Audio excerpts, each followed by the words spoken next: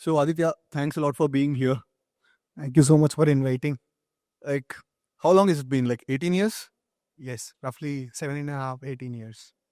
So I'm not gonna go deep into your journey because you have talked about it on multiple occasions, but I want to touch upon certain things which I believe that it's gonna help a lot of this audience because everybody at some or the other point in their trading career have faced massive losses.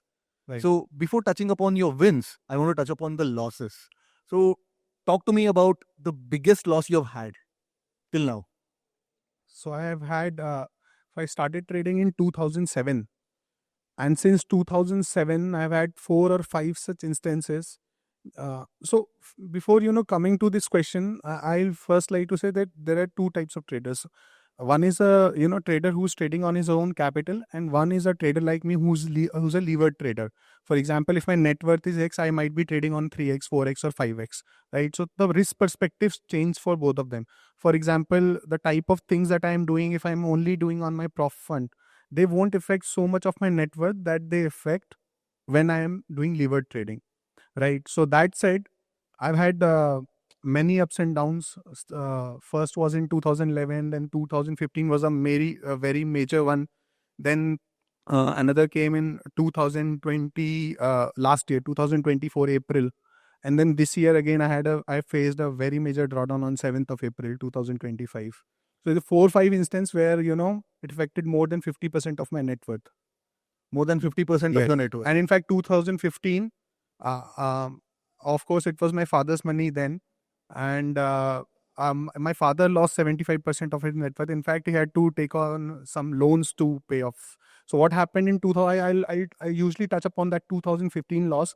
What happened in 2015 was uh, government ने coal block डीएलोकेशन किया था इन probably October 2020, 2014. So what happened was, because the coal blocks were deallocated, there was one particular share, Jindal Steel and Power, that fell from roughly 1,000 levels to sub 200 levels. So and because I was before that also investing in, I was tracking this sector actively. तो उसमें हुआ क्या कि there was a very strong opinion that the government will have to, Supreme Court ने deallocate किया था.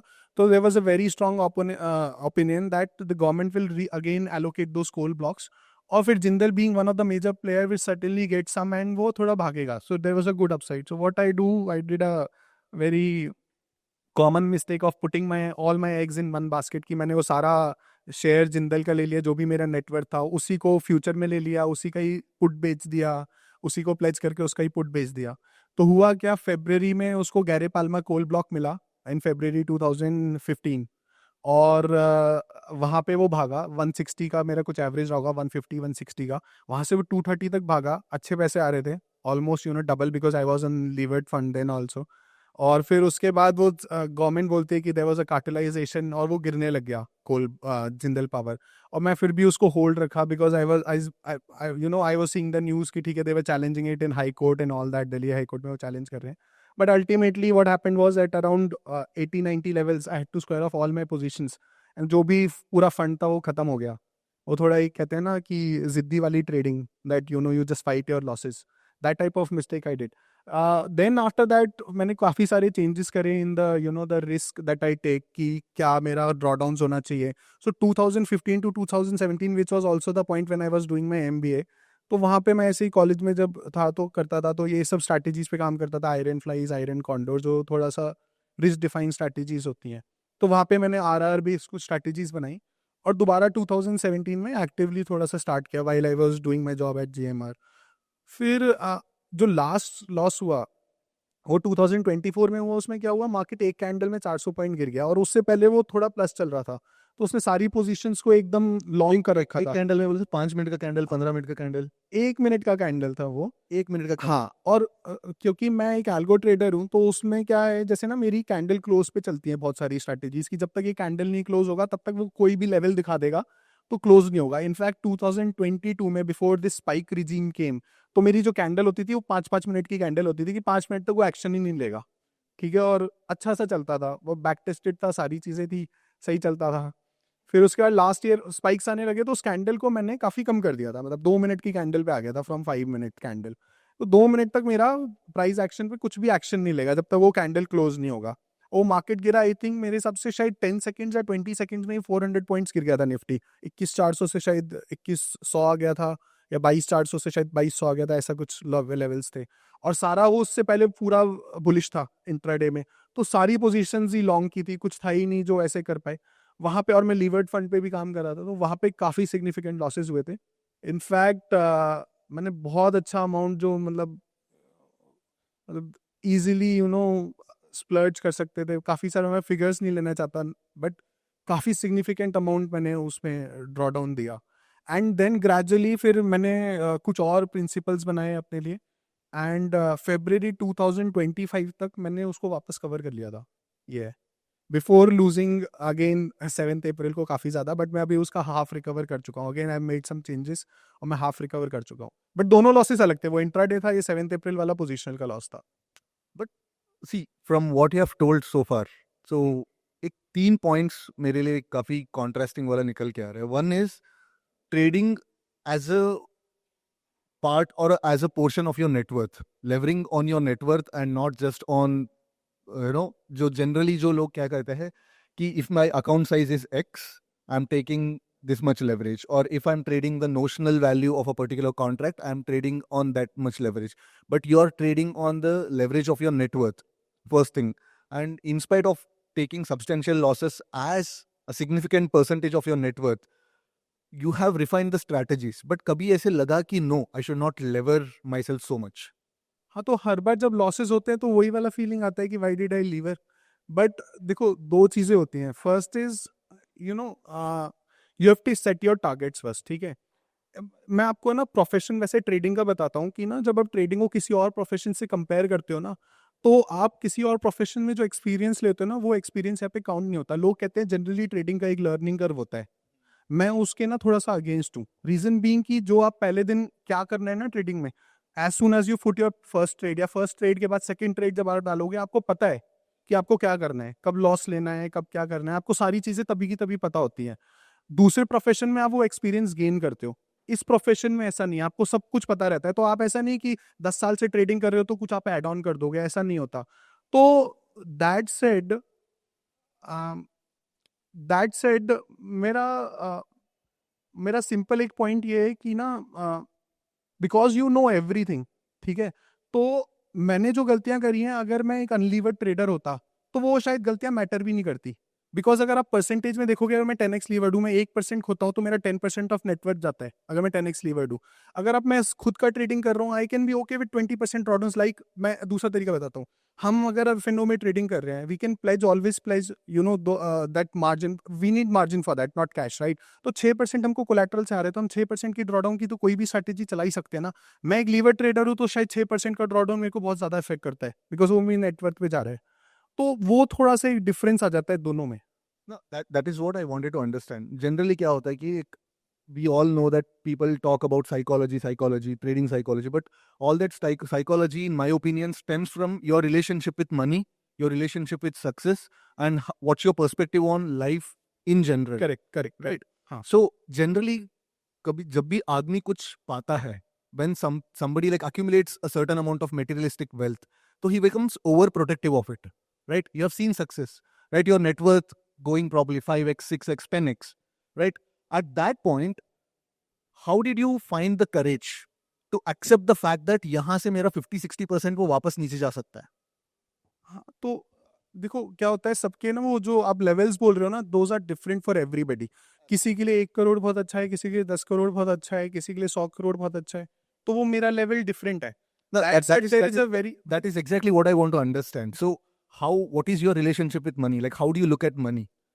देखो, मैं ये मानता हूँ ट्रेडिंग में I was always mentally prepared for those losses. पीछे तो था ही, इसलिए उसने इम्पैक्ट नहीं किया। 1-2 दिन तो डेफिनेटली इम्पैक्ट होता है when you lose so much money. Figures देना चाहूँ तो 7 April was a 120 crore loss for me, ठीक है। तो इम्पैक्ट तो डेफिनेटली वो डालेगा ही ना, मेंटली आपके उस पे सारी चीज़ों पे। बट क्या होता है, मैं हमेशा मानता हूँ कि ना ट्रेडिंग में मैंने अपना लाइफस्टाइल भी या वैसे भी उसको रखा है कि यू नो कुछ एक्स्ट्रा ऑर्डिनरी करने का, कि कुछ डिफरेंट करते हैं, कुछ एक डिफरेंट नेटवर्क पे लेके जाते हैं, कुछ डिफरेंट करते हैं। तो उस हिसाब से जो मेरे गोल्स थे वो अचीव नहीं हो पाए, आप वैसे कह सकते हो। So, what is the point where you'll start considering delivering yourself? सो कुछ नंबर है? तो once my net worth reaches हाँ, this point, I'll deliver. तो basically I keep talking to my friends about this, ठीक है। तो when it was 2018 they said कि शायद 5 करोड़ होना था। मैंने उनको बोला था 5 crore, I don't remember all those figures. Gradually became 20 crore. तो greed does not have a number. अगर आप ऐसे उसको पुट करो, शायद मैं 1000 करोड़ पे पहुंच जाऊं तो शायद 5000 करोड़ हो जाएगा वो नंबर। तो ऐसा कोई नंबर है नहीं। बट हाँ, you know what I did is stupidity. You can not take it as a कि आप उसको मोटिवेशन लो और फिर उससे एक एक वो चीजें पुट करो। बट हाँ, ये चीजें दो दो बातें आप ले सकते हो। एक कि first is that you are risking the money you need for the money you do not need. ठीक है, एक तो वो चीज है। दूसरी चीज ये है कि मेरा एग्जाम्पल लेके आप ये कर सकते हो कि हाँ, पैसा बहुत कमाया जा सकता है इससे। मतलब कुछ भी अच्छा स्केल अचीव किया जा सकता है। It can be run as a proper business also. तो दोनों दोनों परस्पेक्टिव्स हैं। ठीक है, रिस्क कंटेन करके चलते रहते हैं, बट फिर भी ना सारी चीजें रिस्क की परस्पेक्टिव से होता नहीं। जैसे क्या है, आप अपना ड्रॉडाउन को फॉर एग्जांपल 1% कंटेन कर देते हो एक दिन का, बट ग्रेजुअली रोज रोज ड्रॉडाउन आएगा, तभी भी तो आपको कहीं ना कहीं कॉल लेनी है ना कि आप उससे कैसे रिकवर करोगे, क्या करोगे, कहाँ आपको स्टॉप करना है। तो वो थोड़ा चीजें लक में आती हैं। जैसे हम ड्रॉडाउन बनाते कैसे हैं, अगर आप ऐसे देखो कि मैं एक 1 to 365 फ्रॉम जनवरी 1 टू दिसंबर में एक ऑर्डर में पर्टिकुलर अरेंज्ड है वो एक नंबर। उससे मैं एक ड्रॉडाउन का फिगर निकलता है। वो नंबर किसी और तरीके से अरेंज होता तो मेरा ड्रॉडाउन कुछ और होता। तो एक लक हो गया ना, थोड़ा सा लक फैक्टर उसमें ज्यादा प्ले कर जाता है कि मैं आज कहाँ पे पहुंच जा रहा हूँ या कहाँ पे मैं नहीं पहुंच पा रहा हूँ। वो चीज है। Because in one of your sentences, he used, I lost so much money that I could have otherwise splurged. Yes. So, do you still consider the utilitarian value of money that has over your life? नहीं तो gradually what happens is when you continuously see those kind of profit losses, the utility of money diminishes. In fact, if I'm spending that money that has different value for me than what I'm seeing in my P&L everyday basis, वो दोनों चीजों में काफी फर्क हो जाता है। Right. So, do you recommend anybody to liver up as much as you do? No, I say देखो, लीवर का एक स्टेज होना चाहिए। जैसे अगर आप मान लो छोटे कैपिटल पे हो, 5 लाख 10 लाख पे हो, तो डेफिनेटली आपको लीवर करना चाहिए कि वहीं से आपको स्केल मिलेगा। बट लीवरेज के भी कुछ रूल्स होते हैं कि जैसे फॉर एग्जांपल आपको आपका ड्रॉडाउन पता होना चाहिए। Then you should know at what cost of capital you are levering your fund, कि आपका कॉस्ट ऑफ फंड क्या है उस कैपिटल का। उसके अकॉर्डिंग एक फॉर्मूला बना के लीवर हो किया जा सकता है। हम उस पर और डिटेल पे भी बात कर सकते हैं कि किस तरह लीवर किया जाए। But after a certain scale once आपको एक आपका मतलब व्हाट यू से ऐसा ग्रेजुअल बिजनेस बन जाए जहाँ पे आपको रेगुलर इनकम आनी चाहिए, तो फिर आपको उसको डिलीवर कर देना चाहिए। This is what my experience is, कि आपको डिलीवर कर देना चाहिए until unless your ambitions are same as mine. वो चीज है। Now, tell me, a 50% drop of your net worth right. would mean you need to gain 100% of it back to reach back where you were. Correct. So, so walk me through like how you felt when you had a 50% drop of your net worth. तो उसमें क्या होता है, देखो मैं आपको एक चीज बताता हूँ। It's not 100% for me, reason being कि मैं 5x लीवर्ड हूँ। Right, so that is not the full capability of my leverage. I can go as lever as 10x इस मार्केट में। राइट, But that तो doesn't it lead to risk of ruin? Risk of Ruin. It does, but then there are strategies जहाँ पे आप contain कर सकते हो। तो बहुत सारी चीजें होती हैं, ऐसा नहीं होता। कभी कभी कुछ कुछ लॉसेस और जो विन्स हैं वो कुछ कुछ आपके हाथ में होता है कि आप उसको, जैसे अगर 10x लीवर कर रहे हो तो आप अपना ड्रॉडाउन बहुत कम वाली स्ट्रैटेजी चला लो, जहाँ पे यू सेल पेनीज और उस हिसाब से आप रिटर्न निकालने की कोशिश करो। ग्रेजुअली वहां पे रिटर्न आए, फिर आप एग्रेसिव होने लगो। तो आप ये सब चीजें कर सकते हो, ऐसा नहीं है। रिस्क ऑफ रूइन बढ़ता है, बट इतना ज्यादा ऐसा नहीं है कि वो आपके हाथ में है कि आप किस टाइप की स्ट्रैटेजीज चला रहे हो। अल्टीमेटली एवरीबडी इनसाइड नोज की what type of risk they are taking, and कि उनको कितना लीवर करना चाहिए, कितना नहीं करना चाहिए, वो हर किसी को इंटरनली पता होता है सारी चीजें। So, you have been levering up as a percentage of your net worth or Hmm. as a number of times of your net worth since last 10 years now, Last 6.5 years. last 6.5 years. Yeah. So, what was this one thought that you believed 6 years back about your strategies or about your leverage or about the way you trade that now you feel like, oh, that was stupid? तो देखो, एक चीज है what I have gradually realise this. I talk about a period September to December 2023। वहां पे my gross returns वर 2%। ठीक है, but my cost of funds was very high then because I was making huge profits उस time पे, so I was just over confident about myself. तो उसमें क्या था कि 1.5% टाइप मेरा कॉस्ट ऑफ फंड था, तो मैंने 6% कॉस्ट ऑफ कैपिटल दे दिया. Even though I made 2% returns, मेरा नेट में 4% लॉस हुआ because of the cost of funds, and I loss 40% of my net worth because I will use 10x then. So these type of mistakes I have been making, which gradually I learned ki, when your profits, you should, delever a little, and when you are in losses, you should try to lever yourself. वो थोड़ा सा करेज दिखाना पड़ता है loss में करने का. एक तो ये है. दूसरा एक मेजर चीज क्या है कि you should always set aside certain funds from profits. अगर आपको एग्रेसिव जाना है स्ट्रैटेजीज में, तो थोड़ा सा एक अलग से एक अपना कुछ और डाइवर्सिफाई कर दो into somewhere else, and then you can continue with your aggressive trading. But at least you have a backup. Now, this leverage, it also comes as a outcome of your years of reputation, right? वरना easily trading में इतना leverage नहीं मिलता. Correct? For a normal person, if he wants to get levered, let's say somebody wants to, let's say I start trading with 10 lakhs today, and I have absolutely no contacts, and I have absolutely no handouts. So if I want to lever myself up because I found something, I found an alpha in the markets, or I found some sort of an edge in the markets where I want to capitalize on, and I want to go full throttle, and I want to lever myself up. How would you go about it? So initially, of course, you're right that leverage comes, with a certain kind of reputation. But that side अगर आप initially offers कुछ ऐसे रखो जिससे जिससे भी आप leverage ले रहे हो कि you will cover the entire risk with an upfront deposit, कुछ इस टाइप से कि आप सामने वाले को जैसे जो भी लॉस हो रहा है उसका अपफ्रंट आप पैसे दे दो, और फिर उस टाइप से अगर आप लीवर करने की कोशिश करो, तो then you build certain kind of trust. और maybe you start small, you lever very small amounts जो शायद आपको इजीली मिल जाए, and then gradually you can always maintain your logs, and then those laws will help you gain some reputation. वो थोड़ा सा tough होता है, but then it is a gradual process. But tell me one thing, when somebody is dealing with derivatives, he's already levered. तो exchange mandated leverage already मिल रहा है. We are already levered 6x, 5x, or on expiry day for that matter, probably 3.5, 4x. Yes. Right? So what is the need for someone to go leverage overboard? No need. No need. Apart from the fact that you have very small capital. No need. आपके पास 5 लाख 10 लाख है and your ambition is to reach 10 crore, तो फिर तो lever करना पड़ेगा ना. आपके पास 5 lakh 10 lakh and you are content with 2, 3, 4, 5% kind of returns a month, then of course there's no need to lever. It's about expectations. That is why I said that you have to decide whether you are risking the money you need for the money you don't need. If you need the money, then of course you have to risk that money, because risk के बिना तो market में कुछ होता नहीं है. अगर आपको नहीं चाहिए पैसा तो फिर जरूरत नहीं है, you play safe. So I think it all comes down to the fact that how you look at money and what kind of utilitarian power that money has over you. Yes. What is the value of that money which you are risking to you? It boils down to that. So when I talk to you, I feel that money has no power over you. नहीं.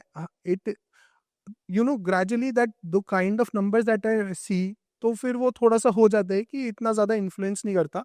But अगर money का कोई power नहीं होता, why will I be affected by losses? I am always affected by losses. No, it's about the game, right? For example, let's say like if I play gully cricket and I get duck out on the first ball, I get equally agitated as if I've lost something, but that doesn't have any real life significance, right? So for you, that money might just be a number and you're playing. अभी वो हो गया because maybe I set it aside something कि हाँ वो मेरे को इतना इम्पैक्ट नहीं करता. आई एम जस्ट टारगेटिंग, वो हो जाए तो ठीक है, नहीं हो तो ठीक है. So in your mind, it's basically the gamification of the entire trading thing, right? I still see it as a business. It's not gamification. देखो आप बिजनेस में भी तो रिस्क करते ही हो ना.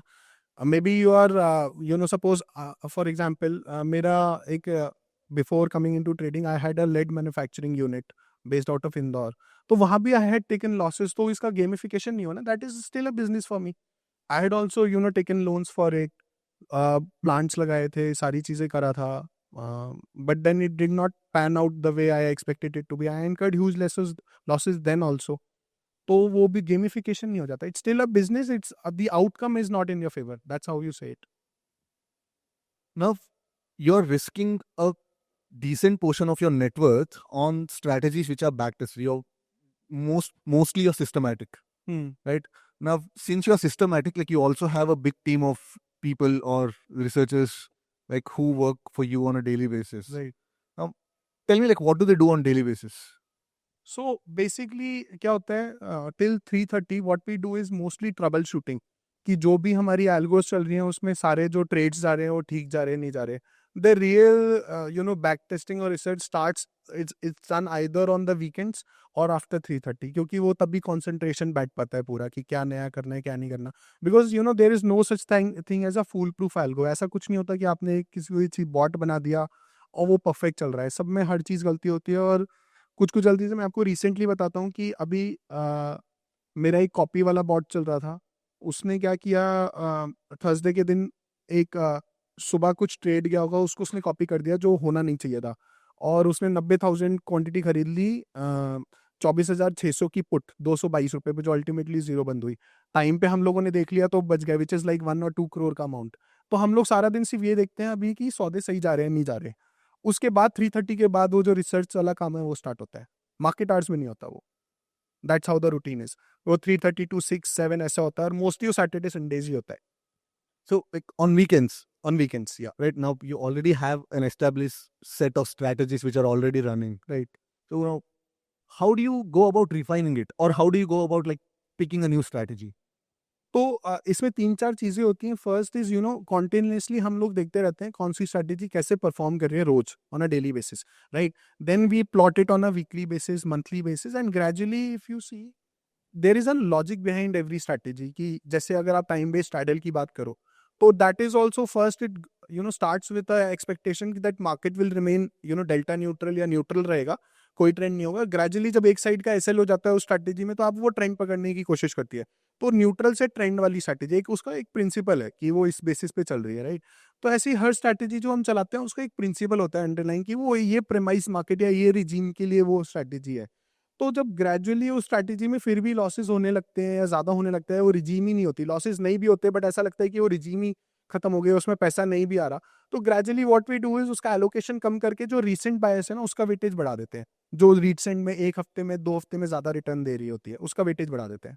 But see, how I look at markets is if you are running your strategies based out of first principles. Hmm. तो जनरली जो regime shifts होते हैं they are kind of transient in nature, right? Generally वो mean reverting होता है. For example, let's say अगले ये महीने शॉर्ट गामा नहीं चल रहा है तो अगले महीना most probably it will come back. Correct. So when you kind of trend follow your PNL of your strategy, so basically आप अगर पीएनएल नीचे जा रहा है तो आपको उसका वेटेज घटा रहे हो और पीएनएल बढ़ रहा है तो उसको वेटेज कर रहे हो. Correct. So on a first principle based evolved strategies which are kind of mean reverting in nature and which are kind of mean reverting when it comes और to ये regime changes. ये इतना plane वेलिना नहीं होता. होता क्या है कि जैसे ना एक एक कुछ पैरामीटर्स बना रखे हैं कि जैसे स्ट्रैटेजी का मान लो ड्रॉडाउन 6% है मेरी स्ट्रैटेजी का मैं चलाऊँ या 10 लेते हैं एक राउंड फिगर में एक्सप्लेन करने के लिए. तो मैं 2.5% पे एक सर्टेन वेटेज कम कर दूंगा. एक दो टाइप के ड्रॉडाउन होते हैं. पहले इस पे आते हैं. दो टाइप के ड्रॉडाउन होते हैं. एक तो होता है मैक्स ड्रॉडाउन और टाइम जो ड्रॉडाउन. नहीं टाइम ड्रॉडाउन नहीं. दूसरा होता है एवरेज ड्रॉडाउन कि एक स्ट्रैटेजी इतना तो लॉस कराएगी ही कराएगी है ना. जैसे मेरा फॉर एग्जांपल स्ट्रैटेजी का मैक्स ड्रॉडाउन है 10%. मैं जब उसका एवरेज ड्रॉडाउन निकालता हूँ तो एवरेज ड्रॉडाउन आता है 4. एवरेज ड्रॉडाउन का मतलब है ये 4 तो कभी भी चली जाती है. 10 मतलब कभी कभी गई. एक आध बार 10 चली गई इसलिए वो 10 का नंबर आ गया. 4 है कि वो कभी भी चली जाएगी. तो जब भी मेरी स्ट्रैटेजी टूवर्ड्स एवरेज ड्रॉडाउन जाती है मैं उसको स्केल अप करने की कोशिश करता हूँ. क्यों? क्योंकि मुझे पता है एवरेज से वो निकलने लगेगी वापस. मीन रिवर्ट करेगी. मीन रिवर्ट करेगा वापस वो पॉजिटिव आने की कोशिश करेगा. जब वो एवरेज क्रॉस कर जाता है वहां पे मेरा वेटेज रिड्यूस होना स्टार्ट होता है. फिर वो भी एक फॉर्मूला होता है कि 25% हुआ तो इतना मेरे को वेटेज करना है. फिर उसके बाद इतना हुआ 50 हुआ तो इतना वेटेज. तो मैं अगर 1x ड्रॉडाउन पे कर रहा हूँ तो बिकॉज ऑफ माई फॉर्मूला मैं 2x ड्रॉडाउन तक उस स्ट्रैटेजी को चला सकता हूँ. ये ऑफ कोर्स थोड़ा सा रिकवरी स्लो होगी एक बार वो एवरेज ड्रॉडाउन क्रॉस कर जाए. But then you have to be आपको उसके साथ चलना पड़ेगा. There is no other way you can actually cope with it. आपको उसके साथ चलना पड़ेगा. वो ठीक है होगा स्लो. तो कैविएट्स है ना. रिस्क रिवॉर्ड तो हमेशा ही एक साथ है. आपको रिस्क कम करना है तो रिटर्न कम होगा.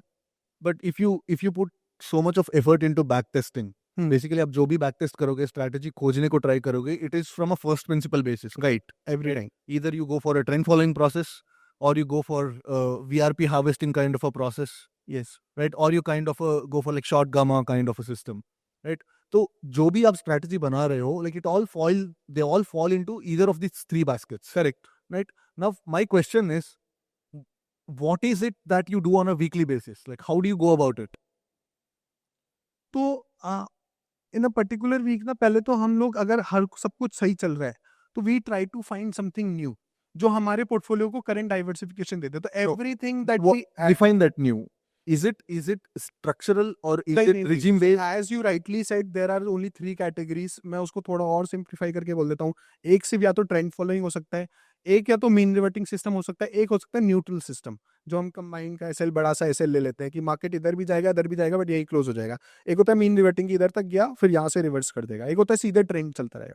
कैटेगरीज वही 3 बनती है बट उन 3 को कैप्चर करने के तरीके अलग अलग हो जाते हैं। जैसे मैं आपको बताता हूँ, एक अगर मान लो मैं कहता हूँ मेरे को मीन रिवर्टिंग के ही दो या डेल्टा न्यूट्रल सिस्टम के या मार्केट न्यूट्रल सिस्टम के मेरे को दो तरीके बनाने हैं, दो सिस्टम्स बनाने हैं अलग अलग, जो डाइवर्सिफाइड हो, आपस में को रिलेटेड ना हो। ठीक है, तो पहला सिस्टम क्या होगा कि मैंने कंबाइंड का मान लो एसएल ले लिया, बहुत बड़ा एसएल ले लिया, वो कैप्चर कर लेगा। दूसरा सिस्टम क्या होगा, मैं किसी इंडिकेटर बेस पे चला जाऊं, जैसे कि आरएसआई बेस कोई स्ट्रैटेजी चला दूं। अब आरएसआई सिस्टम क्या होता है, वो भी मीन रिवर्जन खेलता है, वापस कैप्चर करता है। लेकिन उसमें क्या होता है, आरएसआई का एक पर्टिकुलर होता है कि जब आरएसआई अपने एक्सट्रीम्स पे होता है ना, तो आरएसआई की वैल्यू बहुत स्लो चेंज होती है in the side of the trend. मतलब अगर मार्केट नीचे जा रहा है, ठीक है, और अगर मान लो आप आरएसआई को 20 को कहते हो कि ओवरसोल्ड जोन है, तो जब मार्केट और नीचे जाएगा तो 20 का ना 18 19 बहुत 19 स्लोली होगा, लेकिन 22 23 बहुत जल्दी हो जाएगा, है ना। ये आरएसआई का कैरेक्टरिस्टिक है। तो इस तरह से स्टोकेस्टिक का एक अलग कैरेक्टरिस्टिक है, ऐसी नॉन लीनियर कैरेक्टरिस्टिक है, अलग कैरेक्टरिस्टिक है। तो इस टाइप से ये डेल्टा न्यूट्रल सिस्टम्स को अभी भी मैं डेल्टा न्यूट्रल कर रहा हूँ आरएसआई बेस, कि मैं कॉल भी कर रहा हूँ पुट भी कर रहा हूँ, बट मैं पुट जल्दी काट लूंगा, कॉल मेरा रह जाएगा। आप समझ रहे हो, सेम टाइप का सिस्टम मैं अभी भी प्ले कर रहा हूँ उसमें, लेकिन उसमें इसका कोई इंपैक्ट नहीं है कि मार्केट किस लेवल पे है। जो मेरा पहला सिस्टम है कंबाइंड एसएल वाला सिस्टम, उसका कोई इंपैक्ट नहीं है मार्केट कहाँ है। मार्केट 24,200 पे खड़ा है, मार्केट 25,000 पे खड़ा है, उसको मतलब नहीं है, वो एक प्रीमियम देखेगा, उसका कंबाइंड एसएल लगा देगा। एक वो टाइप का सिस्टम हो गया। दूसरा मेरा आरएसआई सिस्टम हो गया, वो डिफाइन कर रहा है मार्केट ओवरसोल्ड जोन में, ओवरबॉट जोन में, उस बेसिस पे वो खेल रहा है सेम स्ट्रैटेजी को। तो इस तरह से वो न्यू हो गया ऐसा। तो पहले हम न्यू फाइंड करने की कोशिश करते हैं अगर सब कुछ सही चल रहा है। अगर सब कुछ सही नहीं चल रहा, और फिर उसमें देखते हैं कि कहाँ इसमें कमी आ रही है, इसको कैसे एड्रेस कर सकते हैं। दैट सेड, बहुत ज्यादा हॉपिंग भी नहीं होनी चाहिए कि आपने एक सिस्टम को अभी निकाला, अभी चलाया, और फिर आप दूसरे को अगले हफ्ते फिर हॉपिंग कर रहे हो, फिर हॉपिंग कर रहे हो। एक सिस्टम को उसका ड्यू टाइम देना चाहिए। इसलिए आपको टाइम ड्रॉडाउन जो आपने बोला वो भी देखना चाहिए कि कितने में उसका जो लॉस आया वो कितने टाइम में कवर हो जाता है। अगर आपको स्टार्टिंग में ही बैक टेस्ट में वो टाइम ड्रॉडाउन चलता है, तब आप उस सिस्टम को लाइव करोगे, वरना आप लाइव नहीं करोगे। And how much weightage do you give to the recent data? I give lot of weightage to the recent data. मैं ऐसे नंबर्स में नहीं बता सकता हूँ, बट काफी वेटेज हम लोग रिसेंसी को बहुत ज्यादा वेटेज देते हैं। जो एक महीने में भी चला है वो मेरे लिए ज्यादा वेटेज है, क्योंकि मैं ये मानता हूँ एक साइकिल फिर भी 3 महीने की होती है। दैट सेड ना, मैं आपको एक और चीज बताता हूँ। एक प्योर प्ले एल्गो ट्रेडर अभी आज की डेट में मैं नहीं हूँ, क्योंकि मैं एल्गो को ना एज अ को पायलट यूज करता हूँ, कि मैं जो भी एल्गो चल रहा है वो चल रहा है, बट मैं उसमें फिर भी थोड़ा बहुत इंटरफेरेंस डेली बेसिस पे डालता हूँ। कि जैसे जैसे आज की डेट में, अब अगर आप देखोगे since July, straddle has got no worth. जो अभी जेन स्ट्रीट के जाने से पहले था, स्टैडल की वैल्यू थी कि स्टैडल अगर बढ़ रहा है तो ठीक है मूव आएगा, there was certain probability that a move will come. But अभी आप देखोगे सिंस जुलाई और since mid of June, that straddle weightage नहीं है, अभी उसका कोई वर्थ नहीं है। 50 रुपए का स्टैडल होगा 300 की मूव कर देगा, लाइक 3 थर्सडे से ऐसा हो ही रहा है। तो मैंने उसका वेटेज इमिडिएटली अभी कम कर दिया, बिना कोई बैक टेस्ट करे, बिना कुछ करे। तो वो मेरे लिए को पायलट है, क्योंकि मैं मार्केट को लाइव देख भी रहा हूँ, मेरे पास डेटा तो नहीं है ना उस रिजीम को भी इंटरप्रेट करने के लिए मैं कुछ बेटर बना दूं। लेकिन मैंने उसको इमीडिएटली अपने उसमें डाल दिया कि स्टैडल का जो वेटेज है, जो तुम प्रिडिक्टिव पावर है, उसकी कम कर दो अपने सिस्टम में। See, this is where a lot of people get confused because वो लोग सोचते हैं कि हाँ एक सिस्टमेटिक ट्रेडर है तो कम से कम उसका एक सिस्टम को 1 साल तक चलाएगा बिना छेड़छाड़ के। नहीं, but now that you are saying that you are kind of constantly your छेड़छाड़ कर रहे हो based on the recent data. अगर रिजीम चेंज हो रहा है तो you are constantly on top of the regime. So doesn't it qualify as discretionary trading? नहीं, देखो, डिस्क्रिशनरी को भी मैं हमेशा कहता हूँ कि there is nothing called discretionary trading. दिमाग में एक सिस्टम होता है, you have not written it down on a paper. ठीक है, इस केस में क्या है, मैंने पेपर पे फिर भी लिख दिया कि अच्छा ठीक है, अभी मेरे पास डेटा नहीं है, I can not forward test तो मैं कर नहीं सकता हूँ, मेरे पास आगे का डेटा तो बन नहीं सकता फ्यूचर का। मैं इसको फॉरवर्ड टेस्ट कर लेता हूँ, मतलब कि इंस्टेड ऑफ बैक टेस्ट करने के बजाय, मेरे पास पुराना डेटा तो कुछ खास नहीं है, मैं इसको फॉरवर्ड टेस्ट कर लेता हूँ। ठीक है, ये डाल के धीरे धीरे करके ग्रेजुअली मैं स्टार्डल का वेटेज जैसे कम कर रहा हूँ और अपना नया चला रहा हूँ, वो वर्क कर रहा है, इट्स वर्किंग फॉर मी। तो ऐसे ऐसे पॉइंट्स वो थ्रू एक्सपीरियंस आ गए हैं कि हाँ ठीक है अभी स्ट्रैडल का वेटेज नहीं है, वो ऐसी रिजीम चलेगी। हो सकता है थोड़े टाइम में दोबारा वो 1-2 बार हफ्ते जाएंगे जहाँ पे रिजीम आ जाए या स्ट्रैडल का वेटेज फिर एक वैल्यू होल्ड करने लग जाए, स्ट्रैडल का प्रीमियम का वर्थ जो है। A lot of systematic traders, they give a lot of importance to backtest. Hmm. So you are kind of a mixture of systematic trader and a bit of a discretionary trader. नहीं, I give importance to backtest, but these are the inputs that I do on top of the system or the backtest that I do are also coming out of the experience कि हम जब वो market में हैं तो live trade तो देख ही रहे हैं ना, तो लॉस क्यों हुआ, तो उसके बेसिस पे हम ऊपर से इनपुट डाल रहे हैं। ऐसा नहीं, अब जैसे अगर फॉर एग्जांपल मैंने आज एक इनपुट डाला तो अब ये नहीं है कि मैं उसको दिन में छेड़खानी करूंगा।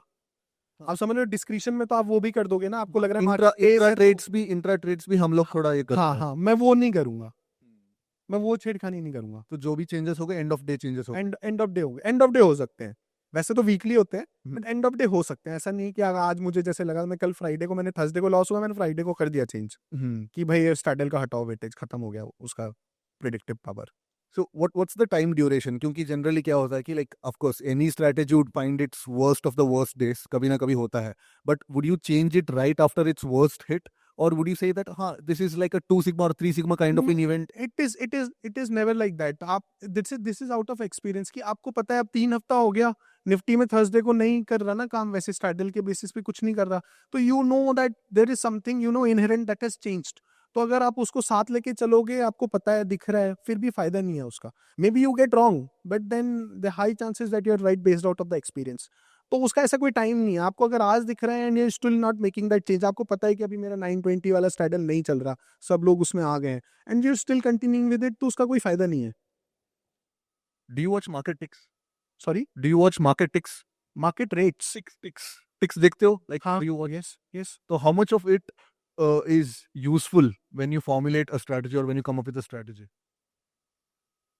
Because generally systematic, why I'm asking this question is generally systematic traders जो क्या करते हैं, they just go back to data and they have some sort of a framework, हाँ strategy ऐसे ऐसे होनी चाहिए, and they try to curve fit it. Yeah, I get your question now. So basically क्या होता है, because of the size that you have to run our strategies on, हम लोग क्या है, सिंपल ऐसे बैक टेस्टिंग नहीं करते प्राइजेस के उस पर। तो मैं अगर देखूंगा कि मेरे को एक सर्टेन अमाउंट ऑफ फंड लगाना है, ठीक है, तो मैं ये देखूंगा कि 5 मिनट का मैं, अगर मैं एंटर कर रहा हूँ तो मैं 5 मिनट के वर्स्ट पे एंटर कर रहा हूँ और 5 मिनट के वर्स्ट पे मैं एग्जिट कर रहा हूँ। तो अगर मैं इस टाइप से बैक टेस्टिंग करूंगा ना, तो मैंने जैसे लिक्विडिटी का टेक केयर कर लिया, प्लस कोई एसएल जंप होता है, 5 minute is enough for any amount of fund to be exited और एंटर्ड इनटू द मार्केट। तो अगर मैंने 5 मिनट का वर्स्ट ले लिया और मैं फिर उसमें वॉल्यूम एक करके एक और कॉलम आता है जो मैं GDFL मिनट डेटा पे बैक टेस्ट करता हूँ, उसमें वॉल्यूम का एक और कॉलम आता है, तो उसमें वो भी मुझे पता लग जाता है कि मैं कितना फंड डाल सकता हूँ। तो अगर वो 10% से ज़्यादा है, मेरे साइज के 10% से ज़्यादा का, अगर वो मतलब मेरा जो साइज है 10% से ज़्यादा है, तो मैं फिर और वो ड्यूरेशन 5 का 10 कर दूंगा अपने बैक टेस्ट में। तो वो सब चेंजेस मैं हमेशा वर्स्ट केस लेके करता रहता हूँ। अगर वर्स्ट केस में कोई मेरे लिए फिट हो रहा है तो वो हमेशा मेरे लिए बेटर है। इनफैक्ट दैट सेड मेरा जो हमेशा लाइव है ना, वो बैक टेस्ट से बेटर ही आता है, because I do a worst case back testing. तो वो सब चीज़ें नहीं आती कि मैंने एक प्राइस देखा कि इसी रेट पे मेरा एसएल कट जाएगा, वैसे नहीं है। हम लोग वर्स्ट केस और बेस्ट केस बैक टेस्टिंग करते हैं, तो उसमें लाइव मेरा हमेशा बैक टेस्ट से बेटर ही आता है। इनफैक्ट वो सबको करनी भी चाहिए। So you say that you have to be always at the top of your game and you should be always be in sync with the market so that the regime shifts become like very smooth and seamless. Right, मतलब ऐसा कुछ नहीं कि आपने एक बार बनाया और वो हमेशा चलता रहेगा, नथिंग लाइक दैट। तो लेट्स से अगर कोई सिस्टम फर्स्ट प्रिंसिपल बेसिस पे 4 साल से चल रही है, राइट। बट लास्ट 3 महीने में दिक्कतें आ रही है, how do you go tackling it? So if it is a first principle based system, the maybe in a week you'll know that the regime has shift for that principle to not work.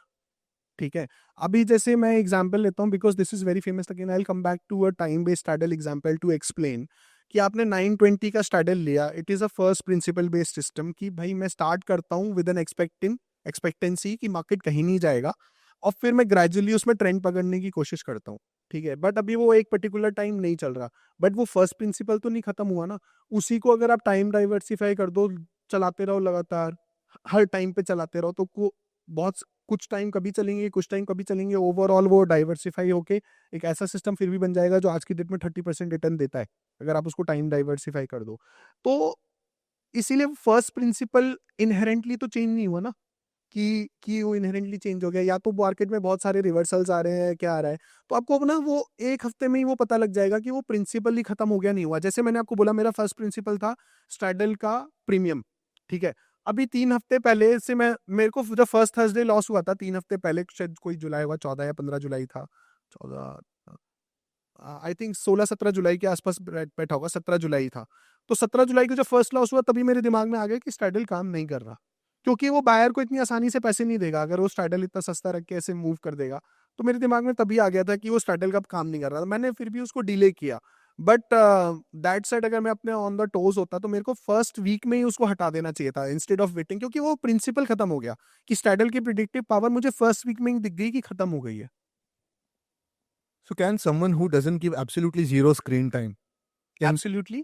can someone who doesn't give any screen time at all, hmm can he be on top of these things? Depend करता है, देखो सारी चीजें ना। EOD data के basis पे, Hmm. let's say उसका, of course, all the guys like who are running automated trading here, they'll get their mark to market figures, mark to market curves throughout the day कैसे हो गया and all that. Just by looking at it, can somebody be on top of course it can be done, but then is कि वो आप as कैसे build करोगे? अगर आप लाइव स्क्रीन पे रहते हो, you know what is working, you know what is not working. आप लाइव स्क्रीन पे रहते हो तो यू हैव एन एज कि आप उसमें कुछ एक नया, अच्छा मेरा ये काम नहीं किया, मैं इस तरीके से काम कर सकता था। आइडियाज आते हैं जब आप लाइव ट्रेडिंग खुद भी करते हो। अगर आप एल्गो बेस्ड ट्रेडर भी हो, एक दो लॉट खुद भी मारोगे तो आपको आइडियाज आएंगे कि अच्छा मैं ये नया सिस्टम बना सकता हूँ। तो वो एज तो हमेशा ही रहेगा ना आपके पास मार्केट स्क्रीन पे तो रहने आप का। कितना हाथ से मारते हो? मैं तो मारता हूँ हाथ से। आप सारे दिन, वरना क्या करोगे सारे टाइम? थोड़ी आप बफरिंग करोगे, उसके लिए हैं भी और भी लोग हैं करने के लिए। मैं तो हाथ से मारता ही हूँ, फुल टाइम ही मारता रहता हूँ। And that helps you to stay on top of it. Yes of course, that is a very big as.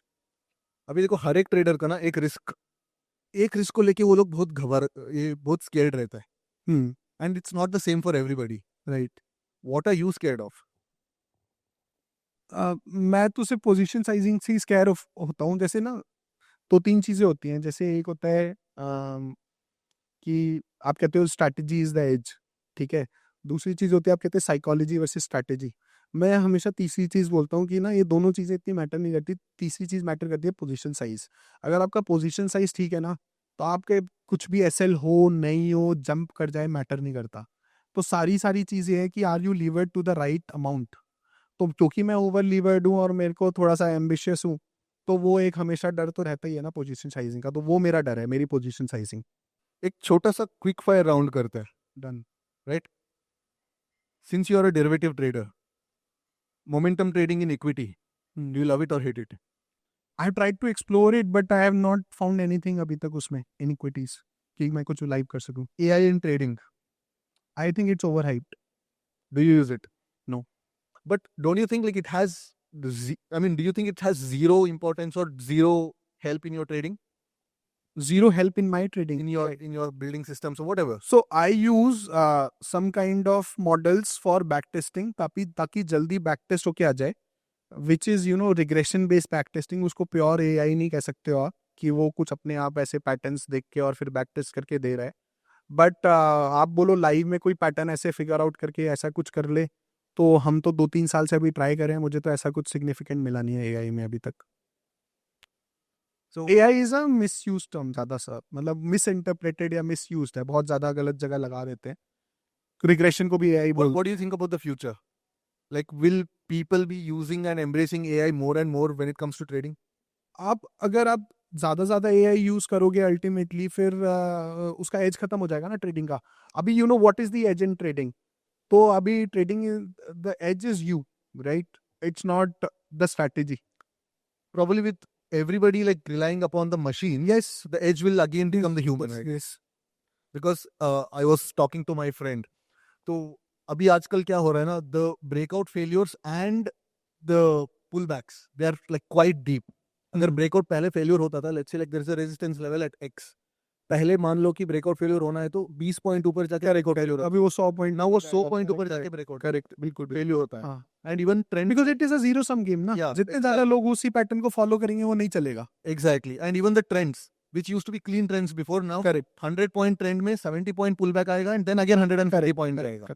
So it'll attract all the mean reversion traders, it'll shake out all the people. And अभी shake out भी कैसे होता है कि before, if it's only human emotions, shake out should be easier, but Hmm. now it is calculated machines which are trying to guess whether it's a shakeout or whether it's just a pullback. Right. Now, in order to shake them out, the pullbacks will be much more deeper. Exactly. Right. Not just that. अगर आप AI में भी first mover advantage वाला है ना, जो पहले patterns बना लेगा वो जल्दी कैप्चर कर लेगा, फिर जैसे जैसे और लोग एआई में आएंगे, अगर ट्रेडिंग में कुछ ऐसा सिग्निफिकेंट मिलता है, वो फिर एक एज अ कमोडिटी हो जाएगा, तो वो एज खत्म हो जाएगा. Now, because now we have the ability and the compute to predict the patterns or to just recognize the patterns the fastest, the quickest we have ever been. पहले कैसे होता था कि like अगर for example somebody, I'll talk on behalf of all these guys like who are using third party backtesting softwares. तो वो लोग क्या करते हैं, चलो लास्ट 6 महीने में क्या हुआ है, लास्ट 1 साल में क्या हुआ है. But now let's say somebody who's a discretionary trader, he'll understand that okay last 1 हफ्ते से ऐसे ऐसे पैटर्न चेंज हो रहा है. Now, how big of an edge will discretionary traders get in a regime which is very quickly changing? So as I said, discretionary भी वो होता है कि जिसने अपने रूल्स को ना पेपर पे लिखा नहीं है. No, when I say discretionary, it's manual traders. हाँ, तो मैनुअल ट्रेडर्स का थोड़ा सा फ्लेक्सिबिलिटी तो हमेशा ज्यादा रहता ही है. मैनुअल में अभी भी रिटर्न ज्यादा ही आते हैं कंपेयर टू आप सिस्टम चलाओगे, क्योंकि सिस्टम से आप इतनी जल्दी टिंकर नहीं कर सकते हो. एक एक वो प्रोसेस होता है. मैनुअल में तो आपको जो लग रहा है उस बेसिस पे भी आप थोड़ा सा चेंजेस कर सकते हो, तो फ्लेक्सिबिलिटी तो हमेशा रहता है. But manual is not something that you can scale. अगर आपको स्केल पे जाना है तो you have to go to automation. तो you have to then compare scale versus returns. वो But वाला then- क्वेश्चन आ जाता है. Then वो dilemma नहीं आती है, like because like now you are kind of constantly interfering with your system on like a regular basis because you're seeing that the regime shifts are very quick and very brisk and you're constantly आप continuously छेड़छाड़ कर रहे हो, तो आपको ये नहीं लगता कि क्या देखो, मैं थोड़ा मैं आपको एक चीज बताता हूँ. एक्सपायरी किसी दिन शिफ्ट हो जाए is not a regime change. ठीक है, क्योंकि वो फर्स्ट प्रिंसिपल just फिर that. भी होल्ड not करेगा. just that regulatory daily changes happen. Expiry खत्म हो जाए is also not a regime change. ठीक है, रिजीम चेंज क्या है कि अभी जैसे आपका अचानक से 1 महीने से आप देख रहे हो आपका शॉर्ट गामा चलने लग गया अचानक से, कि वो स्ट्रैडल बढ़ रहा है, लेकिन फिर वो अचानक से उस स्ट्रैडल को गिरा देता है. पहले वो स्ट्रैडल बढ़ता था तो you could be very sure. मेरी एक स्ट्रैटेजी थी कि स्ट्रैडल बढ़ रहा है अगर, तो और 1-2 इंडिकेटर्स उसमें और थे, तो उसके बेसिस पे आप एक आयरन फ्लाई खरीद लो. उसका 100% सक्सेस रेट था, वो खत्म हो गया. तो वहां पे फर्स्ट प्रिंसिपल चेंज हो गया कि स्ट्रैडल की प्रिडिक्टिव पावर खत्म हो गई, है ना. वो रिजीम चेंज है. वो अभी 1-2 महीने से हुआ है, वरना मेरे को नहीं लगता कि 2-3 साल में अगर ऐसा कोई रिजीम चेंज हुआ. Daily expiry changing is not regime change for me, because the first principle will still hold. जिस प्रिंसिपल पे आपने एक स्ट्रैटेजी बनाई हुई है, अगर आपकी स्ट्रैटेजी 0 DT बेस्ड है सिर्फ, तो हाँ वो 2 ही दिन चलेगी, सेंसेक्स, और उस दिन ही चलेगी. Not just that, because of expiries or because of something significant regulatory change, the flows will change. So the flows will change. How the money flows through the market changes. तो उससे क्या हो जाता है कि like the dynamics kind of shift. So do you consider that and how much of importance or weightage that you give to those regulatory changes or these regime shifts? नहीं तो देखो, मैं फ्लोज और ये सब चीजें तो एक्टिवली ट्रैक नहीं करता हूँ.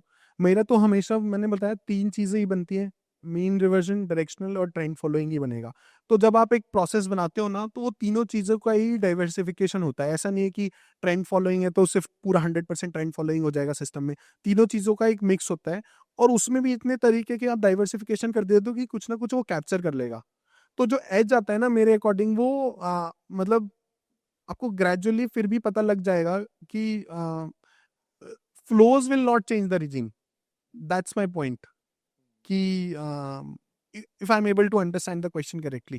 No, I think you gave the right answer. Yeah. So I think that's all from my end. But अभी एक काम करता है कि like now somebody who wants to build a systematic trading system, Right. ठीक है, एक फर्स्ट प्रिंसिपल को उठाता है एंड यहाँ बैठे बैठे एक सिंपल सिस्टम बनाता है.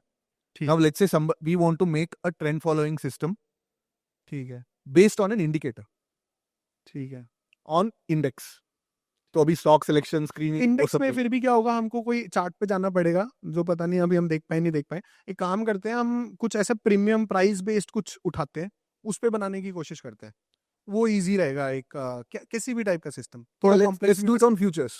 Let's do it. Futures trend following system. Hmm. Let it be positionally carried. Okay. Let's not worry about the war. Position sizing completely different चीज है. Let's do it for one lot. ठीक है. Now Nifty में trend following system और bank Nifty में trend following system बनाना है मुझे. Now how do I go about it? ठीक है. तो सबसे पहले क्या होता है ना, किसी भी सिस्टम को आप बनाओगे ना, हमने जो एक चीज पे भी बात नहीं करा, वो है कि एक्सपेक्टेंसी. वो मेरा फेवरेट चीज़ है। और हाँ, जो मेरा अप्रैल के बाद लॉस हुआ ना, उसके बाद से मैंने एक्सपेक्टेंसी को सैक्रोसेंटली फॉलो किया है, ठीक है। 7th अप्रैल का loss was a sigma event for me. 18th अप्रैल का भी सिग्मा इवेंट था, बट उसमें मेरी गलतियां हैं कि मैंने रिस्क का ध्यान नहीं दिया, बहुत सारी चीज़ों का ध्यान नहीं दिया, ठीक है। तो इसमें क्या है, दोनों चीज़ों में ना, जब मैंने लास्ट ईयर लॉस किया तो मैंने हमेशा क्या करा, अपने सिस्टम में एक चेंज कर दिया जो मैं बैक टेस्ट में नहीं कर पा रहा था, बैक टेस्ट में नहीं भी दिख रहा, कि अगर मैं कोई भी सिस्टम चला रहा हूँ ना, मेरा 0.3 का लॉस हो रहा है, जो भी मैं साइज पे चला रहा हूँ, जितना भी 0.3 का लॉस हो रहा है, तो मैं उसको हार्ड, अपना सिस्टम को हार्ड स्टॉप कर रहा हूँ। खुद सारी एल्गोस को मैनुअली काटना पड़ रहा है, मैं एल्गोस को एंड तक जाने नहीं दे रहा, ठीक है। और अगर प्रॉफिट्स आ रहे हैं तो मैं प्रॉफिट्स को चलने दे रहा हूँ। मैंने ये सिर्फ एक चेंज किया, वो इसलिए किया कि मेरे जो प्रॉफिट्स की रेंज थी वो मैक्सिमम जो है, अगर आप देखोगे 1% is a very good day for me. No, that range you have got from previous historical data, right? That range I got from previous, Either from your trading data or from the market data. Let's say कि वो numbers अभी arbitrary है, ठीक है। 0.3 और 1 एक arbitrary number लेते हैं, मैं वो बताता हूँ कि वो नंबर्स आते कैसे हैं, ठीक है। तो अगर मैंने 0.3 पे कैसे पहुंचा, मैं ये देखा कि मेरा जो सिस्टम, जो मैंने पोर्टफोलियो बनाया, वो जो पोर्टफोलियो था वो 0.4 0.5 का एवरेज प्रॉफिट देता था अच्छे दिन में।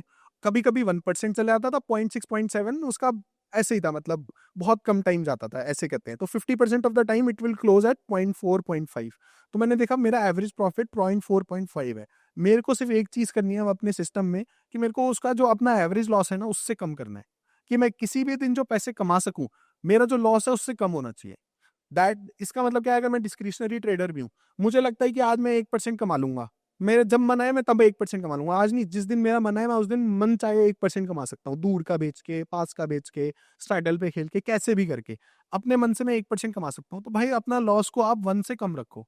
ग्रेजुअली आप देखोगे ऐसा कोई ट्रेडर रहेगा ही नहीं अगर सिर्फ इस रूल को फॉलो कर ले जो लॉस में रहता है। तो इसकी एक मैथमेटिकल इक्वेशन है जिसको एक्सपेक्टेंसी की इक्वेशन रहते हैं, वो बस सिंपल यही कहती है कि आप अपने लॉसेस को छोटा रखो अपने विंस से, बस। और विंस की प्रोबेबिलिटी थोड़ी सी ज्यादा रखो अपने लॉसेस से, कि 51% भी अगर आपका विन की प्रोबेबिलिटी है, 49 भी लॉस की है, और आपके लॉस कम है, विंस ज्यादा है, मतलब लॉस का साइज कम है और विन का साइज ज्यादा है, आप प्रॉफिटेबल हो जाओगे और अच्छे खासे प्रॉफिटेबल हो जाओगे। आपने एक फेडरर का काफी मशहूर वायरल वो भी हो रहा है, आपने वो भी देखा होगा कि ही सेड कि कितने पॉइंट्स वो जीता है out of the sets he has won और out of the games he has won. This is what applies to trading also, कि आपको सिर्फ ये देखना है कि आपका size of the win should be slightly more than the average size of your loss. Average, not one of win, कि भाई मैं आज तो 10% कमा लिया ठीक है, नहीं, मैं डिस्क्रिशनरी जाके किस दिन कितने पैसे कमा सकता हूँ मार्केट में, चाहे वो मेरे अगेंस्ट मार्केट हो नहीं हो, मेरा जो अंदर से कॉन्फिडेंस कहता है। जैसे मेरे को ऐसा लगता है कि मैं अगर 1 करोड़ रुपए या 1 लाख रुपए से मैं ट्रेडिंग करूँ तो मैं आज 1,000 रुपए तो यार बना ही सकता हूँ कैसे भी करके, और मैं ये इस प्रोसेस को रिपीट कर सकता हूँ, है ना। तो मैं अपना जो लॉस का साइज रखूंगा वो 1,000 से 0.8 0.7 इस टाइप करूंगा, तो मैं उस तरह से वो 0.3 और उस नंबर पे पहुंचा, और सिर्फ इस नंबर को इम्प्लीमेंट करके with a reduced fund size I was able to recover my very big loss of 18th April 2024. No, that I understood about the risk management part Yes. and whatever the expectancy. Yeah, we'll talk. हाँ, तो We'll talk ये- about the ये- strategy now. हाँ, so this is a very major point you have to keep in mind while you are building a systematic system. ठीक है। अब एक first principle की बात करते हैं, कि चलो हम स्टैडल प्रीमियम पे ही बात करते हैं, उसी पे ही बात करते हैं, then we'll build a system on futures around that, ठीक है। मैं ये बोलता था कि जैसे मेरा एक सिस्टम था जो 100% सक्सेस रेट के साथ चलता था 2-3 महीने पहले तक, ठीक है। वो सिस्टम ये था कि अगर, और उसमें ना फॉल्स पॉजिटिव्स होते थे, ठीक है, बट वो कभी गलत नहीं हुआ। फॉल्स पॉजिटिव्स का मतलब ये है कि अगर स्ट्रैडल बढ़ रहा है, ठीक है, विथ मार्केट की लिक्विडिटी गोइंग डाउन, तो क्या था सिस्टम कि आ, जैसे क्या होता है जब भी एक इंडेक्स का कॉम्पोजिशन होता है, इंडेक्स के कॉम्पोजिशन में आप मेजर 5-6 वेटेज वाले स्टॉक्स देख लो जो उसको 20-30% का वेटेज दे रहे हैं इंडेक्स को, ठीक है। उनका अगर बिड आस्क बढ़ रहा है, ठीक है, विद द स्टैडल प्राइस इंक्रीजिंग, ठीक है, तो डेफिनेटली है कि मूव आएगी आएगी, ठीक है। इसका मतलब क्या है, ये हो सकता है मूव ना, वो फॉल्स पॉजिटिव्स हो सकते हैं बट गलत नहीं होगा, मतलब कि अगर वो बढ़ रहा है तो मूव तो डेफिनेटली आएगी। आप पॉइंट समझ लो, ऐसा मैं ऐसा कोई दिन भी नहीं छोड़ूंगा, उस सिस्टम का पार्ट ये है कि मैं ऐसा कोई दिन नहीं छोड़ूंगा कि मूव आने वाली हो और मुझे पता ना लगे। ऐसा दिन हो सकता है कि मैं बोल दूं मूव आए लेकिन मूव ना आए, अब समझिए फॉल्स पॉजिटिव्स हैं बट वो गलत नहीं होगा कभी भी। तो अब उस सिस्टम का पार्ट क्या है कि मान लो स्टैडल 100 रुपए का है, 110 रुपए का वो स्टैडल हो गया, सिग्निफिकेंटली बढ़ गया, ठीक है, 120 रुपए का वो स्टैडल हो गया, और साथ में जो जैसे एचडीएफसी बैंक एक मेजर कंपोनेंट है बैंक निफ्टी का, उसका जो बिड आस्क है वो बढ़ने लग गया। जैसे 10 पैसे का बिड आस्क है, वो ग्रेजुअली जो कैश का बिड आस्क है, कैश का, नॉट फ्यूचर्स का, कैश का बिड आस्क अब 10 पैसे से 1 रुपए हो गया, with the straddle of bank Nifty increasing. तो अब मुझे पता है कि इधर साइड मूव आने वाला है, ठीक है। अब मेरे को डायरेक्शन ऑफ द मूव नहीं पता कि डायरेक्शन ऑफ द मूव क्या होगा। मैं क्या करूंगा, मैं एक सर्टेन वेट एंड ट्रेड लगाऊंगा फ्यूचर पे, ठीक है। मेरा प्रिंसिपल क्या है, आप देखो, मेरा प्रिंसिपल ये है कि जो भी मेरा स्ट्रैडल बढ़ा रहा है, बाई सेल हो रहा है, डिमांड बढ़ रही है, बिडास भी दूर होते जा रहे हैं। इसका मतलब बिडास दूर होने का मतलब क्या है, लोग एक्सपेक्ट कर रहे हैं, लिक्विडिटी कम हो रही है, लोग एक्सपेक्ट कर रहे हैं इधर साइड जाएगा। This an expectation building which is my first principle. There is an expectation building that market will move some way, right. उस बेसिस पे अब मैं एक फ्यूचर को क्या करता हूं कि अगर मार्केट यहां से 20 पॉइंट बढ़ा तो मैं फ्यूचर लॉन्ग करूंगा, या 50 पॉइंट बढ़ा तो मैं फ्यूचर लॉन्ग करूंगा, ठीक है, एक सर्टेन एसएल के साथ। और फिर मैं इमीडिएटली शॉर्ट हो जाऊंगा और मैं एक बार ये ट्रेड लूंगा सिर्फ, मतलब मैं एक बार लॉन्ग का ट्रेड लूंगा, एक बार शॉर्ट का ट्रेड लूंगा और फिर एक बार लॉन्ग का ट्रेड लूंगा। बस मैं इतना वाला सिस्टम करता हूँ। आप समझ गए। अब ये जो इसके एसएल्स हैं वो मुझे अपनी एक्सपेक्टेंसी पे जाके डिफाइन करने हैं। क्या कि अगर मैं 50 का एसएल ले रहा हूँ, ठीक है, तो मेरा जो टारगेट होना चाहिए वो मेरा 100 से ज्यादा का टारगेट होना चाहिए। अगर मेरा विन रेशियो आप बोलो 40-60 है, कि मैं 40 बार जीत रहा हूँ 60 बार हार रहा हूँ, अगर मेरा विन रेशियो 50-50 है, ठीक है, तो मैं 50 का कर रहा हूं तो मैं 60 का भी विन मेरे को चलेगा। मेरा विन रेशियो जैसे इस स्ट्रैटेजी का अगर आप देखोगे फ्यूचर पे, क्योंकि आप बना रहे हो, विन रेशियो 20-30% ही रहेगा इस स्ट्रैटेजी का। तो मेरा जो टारगेट होना चाहिए 50 या 100 पॉइंट के लॉस के साथ 300 पॉइंट का टारगेट होना चाहिए मेरा। ये आप मेरे हिसाब से डेफिनेटली सिस्टम चलने चाहिए। हमने अभी लाइव बनाया है मैं, लेकिन कर सकता हूँ गारंटी कि चलेगा ये।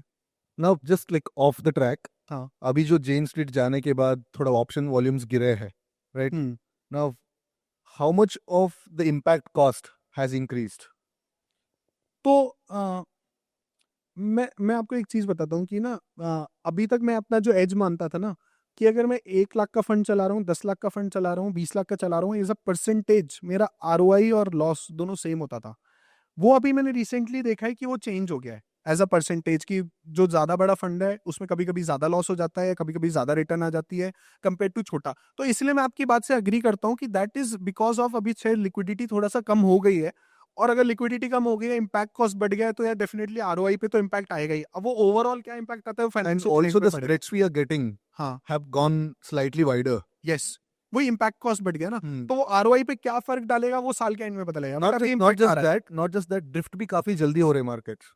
Let's say if you want to trade bigger size, if you want to push bigger size, वो push करने के टाइम पे मतलब मार्केट Correct, ड्रिफ्ट correct. भी हो रहा है, एंड और एट द फिर सेम वापस टाइम, रिवर्ट आ जाता है। हाँ, and at the same time spreads भी बहुत ज्यादा बढ़ गया है। Yes yes, you are right. Now आपका एक्सपेक्टेंसी कितना ड्रॉप हुआ है इसके बेसिस पे? ये मेरे को साल के एंड पे पता लगेगा। मैं साल के एंड में ही पता लगेगा। I have no formula right now to calculate it. I can see it live when you know, based on the returns I get every day at the end of the day. जो मैं देखता हूँ data में, वो मुझे पता लग रहा है कि इम्पैक्ट कर रहे हैं। बट वो इम्पैक्ट तो तभी पता लगेगा ना जब मैं 1 लाख का फंड वर्सेस 10 लाख का फंड कंपेयर करूंगा, कि this was the impact, to quantify it. पता लग रहा है कि इम्पैक्ट हो रहा है, बट वो मैं अभी क्वांटिफाई नहीं कर पा रहा। I don't have anything to quantify it right now. ये चीज है। All right, now just tell me this, कितने पे चल रहे हो इस फाइनेंशियल ईयर?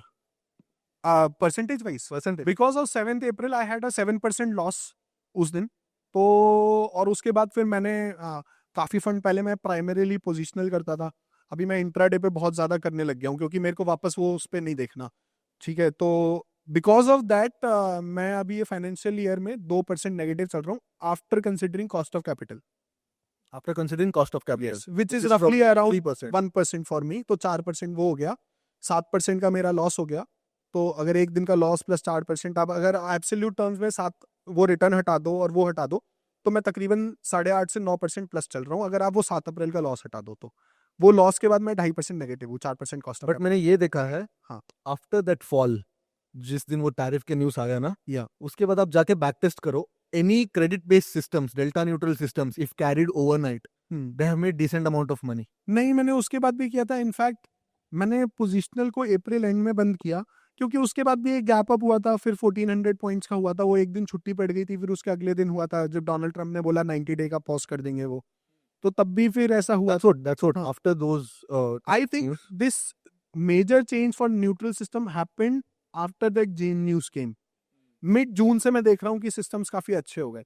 एक ट्यूसडे था जिस दिन 400 का स्ट्रैडल चल रहा था, वो अचानक से 271 रह गया। उस पर्टिकुलर डे से शॉर्ट गामा बहुत अच्छा हो गया। वो मेरे को डे याद नहीं है Generally, like था। if I want to check the regime whether it makes money by carrying the positions overnight or not, what I do is I take some neutral position, that regime is take from at 320, short at 320 and cover it next day 9. correct तो उससे पता चलता है कि whether there is an edge for taking that overnight risk. that change is there since mid June. Mid June. ये हाँ, ये अक्टूबर में बंद हो गया था ओवरनाइट वाला। अक्टूबर सिंस अक्टूबर 24 से लेके, और बीच में सिर्फ नवंबर में थोड़े बहुत पैसे आए, फेब में थोड़े बहुत पैसे आए, उसके बाद से लेके मई तक नहीं चला था। ओवरनाइट लॉस में खुलता था, आप लेके जाओ। मिड जून से अभी वापस प्रॉफिट में खुलने लग गया है। But then this is a cycle. वो किसकी क्या पोजीशन है, किसके उस पे बेसिस पे है कि लोग अभी बिकॉज ऑफ ट्रम्प शायद ओवरनाइट रिस्क को ज्यादा प्राइसिंग कर रहे हैं। वो जब टैरिफ का ये सब सेटल हो जाएगा, स्टेबिलिटी आ जाएगा, तो फिर प्राइसिंग नहीं होगी। पहले प्राइसिंग नहीं हो रही थी रिस्क, अभी प्राइसिंग हो रही है रिस्क। तो इसलिए अभी वो क्योंकि होता नहीं है कोई इवेंट, तो उसका डिके करके खोल देता है प्रीमियम को। वो चीज़ है। All right. आप कभी भी देखोगे ना, कोई ऐसा इवेंट आता है जैसे कोविड आया, तो ओवरनाइट सिस्टम्स अचानक से चलने प्राइस बंद स्टार्ट हो जाते हैं। उसका रीजन ये है कि लोग ओवरनाइट की रिस्क प्राइसिंग करने लग जाते हैं कि गैप खुलेगा, ये होगा। नहीं हुआ तो डीके मिल गया। And also जिनका लॉस हुआ रहता है they are kind of out of the markets. उनके पास हिम्मत नहीं बचती कि to मे बी, बट मेरा एक्सपीरियंस वही है कि जब भी कोई इवेंट आता है ना, लोग रिस्क को प्राइसिंग करने लगते हैं प्रीमियम्स में, और अगर वो इवेंट वीकेंड पे होता नहीं है तो डीके के साथ खोल देता है। मेरा रीजन ये है कि वो इस वजह से आने लग जाता है। I look at it the different way. हाँ, जब भी मतलब ऐसे कुछ सिग्मा इवेंट्स आ जाता है, then there is always a certain portion of traders who get trapped. There can be, because to validate your point, आप देखोगे इस बार जो 1 फेब हुआ उससे एक दिन पहले ट्रेडिंग डे था 31 जनवरी को। ऐसा कभी नहीं हुआ कि 31 जनवरी को स्ट्रैडल गिर रहा है, आप एक लॉन्ग स्ट्रैडल कर रहे हो और उसमें आपको लॉस हो रहा है। मतलब आपको पता है नेक्स्ट डे बिल्कुल मूव आनी ही नहीं है। तो क्योंकि उस दिन सारे प्लेयर्स शायद बाहर थे, फिर भी इतना 4% का डीके दे दिया उसने ओटीएम्स में। 4% था, अगर आप करो कोई एसएल हुए बिना 4% का रिटर्न था on the system I run, which is a very significant return उस दिन का। तो जनरली बेसिकली 90% ऑफ द लोगों को तो हारना ही है, तो 90% of the people need to be trapped. So how I look at it is, generally कभी एक सिग्मा मूव आती है तो then it traps a certain portion of people and suddenly उनके पास हिम्मत नहीं बचती कि to continue the same thing. तो वो जो सिस्टम में वो लोग फंसे हैं ना, the same system starts to work beautifully after that. Can be, yes. Yeah? Yeah, can be one of the explanations. So that's about it from my side. Aditya, thanks a lot for doing this.